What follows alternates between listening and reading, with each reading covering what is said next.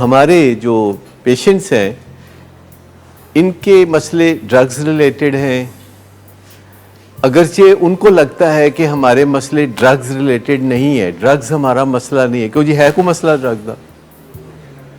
कोई है मसला? नहीं ना? अच्छा है। अच्छा नहीं, बस ज़्यादातर जो मेरे साथ 1-to-1 मीटिंग होती है, किसी भी पेशेंट की पहली मीटिंग होती है, तो वो मैं उसको पूछता हूँ तो वो कहता है कि नहीं, मेरा कोई ड्रग रिलेटेड मसला नहीं है। मेरे मसले जो हैं वो इसके अलावा हैं कि मेरे माँ बाप मेरा कहा नहीं मानते, मुझे ख़र्चा नहीं देते, मुझे इजाज़तें नहीं देते, मनमानी करने नहीं देते। मैं फ़न करना चाहता हूँ तो वो रुकावटें डालते हैं और मुझे फ़न नहीं करने देते। देखिए कितना मैं मज़लूम हूँ।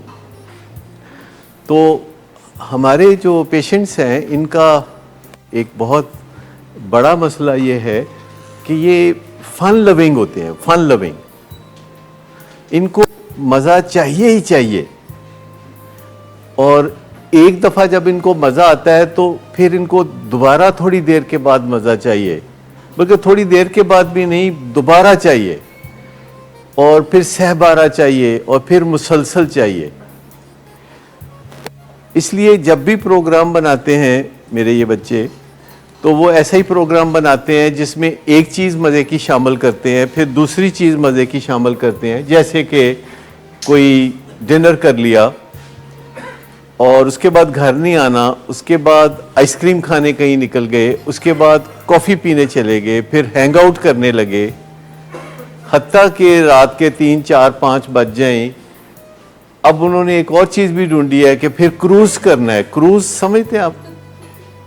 क्रूज़ करना जी, रात को 3-4 बजे जब मतलब सड़कों पे कोई नहीं होता, लोग घरों पे जाके सो चुके होते हैं, तो फिर क्रूज़ करना है। हाँ, तो ये जो ख्वाहिश है, फ़न की ख्वाहिश, इलेशन की ख्वाहिश, एक्साइटमेंट की ख्वाहिश, इसका कोई एंड नहीं होता।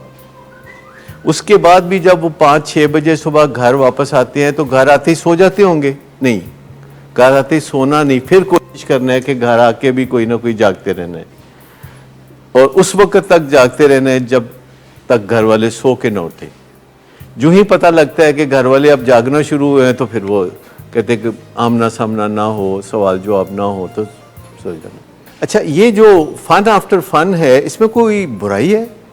क्योंकि मैंने अक्सर अपने पेशेंट से बात की है तो वो कहते हैं कि इसमें क्या बुराई है।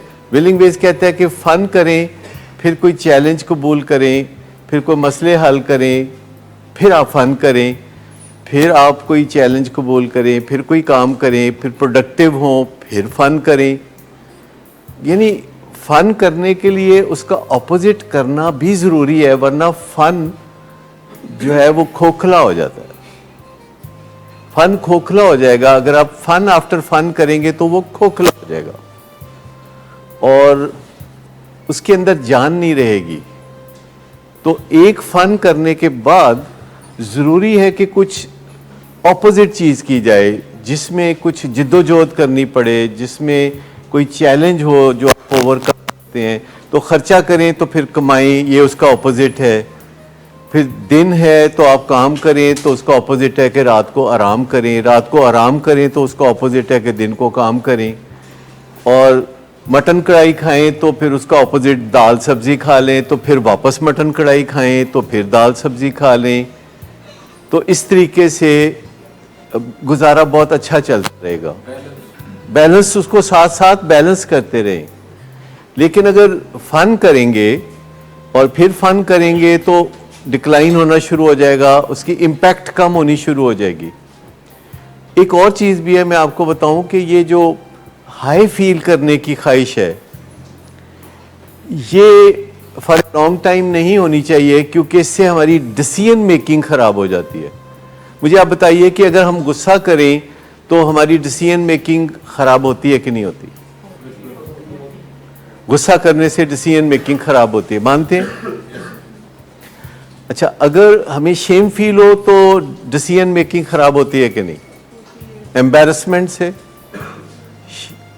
तो डिप्रेशन से डिसीजन मेकिंग ख़राब होती है। और ये आप आसानी से समझ लेते हैं। क्या आप मानते हैं या जानते हैं कि जब हम एक्साइटेड होते हैं और इलेटेड होते हैं तो हमारी डिसीजन मेकिंग उस वक्त भी ख़राब होती है।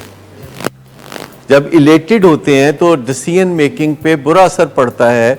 बहुत सारे सीईओज गलत फैसले खुशी के मौके पे करते हैं और जब खुशी का फेज ओवर होता है तो उनको अपने गलत फैसले नज़र आने लगते हैं।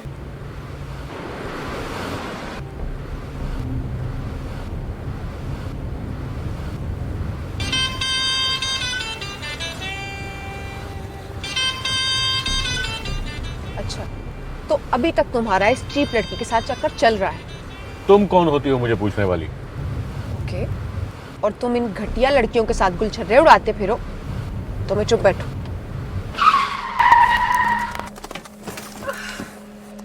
Get out.